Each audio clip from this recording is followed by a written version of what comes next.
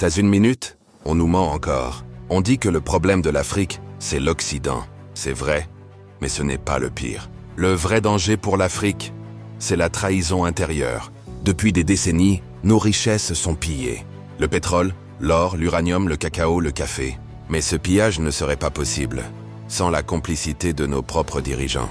Ce ne sont pas les étrangers qui signent les contrats léonins. Ce sont nos élites.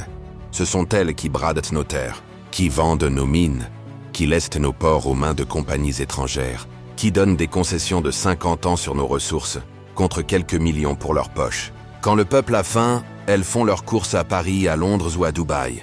Quand nos hôpitaux manquent de tout, elles se soignent en Europe. Quand nos écoles tombent en ruine, elles envoient leurs enfants étudier à Montréal, à New York, à Washington. Et ensuite, elles reviennent nous dire « Aimez votre pays, soyez patriotes ». Mais quel patriotisme, quand ceux qui nous gouvernent n'y croient même pas. La vérité, c'est que le plus grand ennemi de l'Afrique, ce n'est pas seulement l'étranger, c'est l'Africain corrompu. Celui qui trahit pour un poste, pour un contrat, pour un compte bancaire. C'est celui qui préfère diviser son peuple par l'ethnie ou la religion, au lieu de l'unir par la justice et l'égalité. C'est celui qui réprime les manifestants qui réclament du pain, tout en roulant dans des voitures de luxe. C'est celui qui signe des accords honteux avec les multinationales, au lieu de défendre la souveraineté de son pays.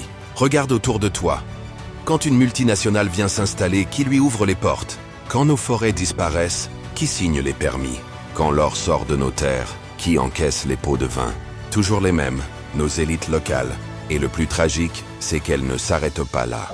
Elles détruisent la conscience du peuple. Elles achètent des médias pour nous endormir.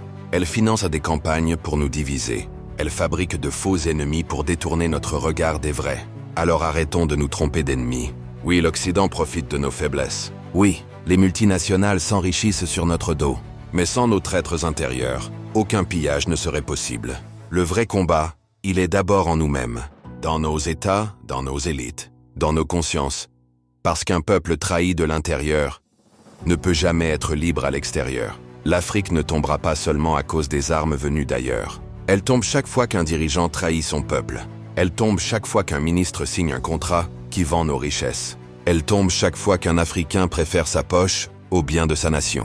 Alors, il est temps de regarder la vérité en face. Nos ennemis ne sont pas seulement dehors, ils sont aussi dedans. Ils portent nos noms, nos visages, nos langues. Mais ils travaillent pour d'autres intérêts. L'histoire de l'Afrique ne changera que le jour où cette trahison cessera. Le jour où nos élites comprendront que servir leur peuple vaut plus que servir des intérêts étrangers. Le jour où l'unité et la justice compteront plus que les villas et les comptes bancaires. Alors abonne-toi, parce qu'ici on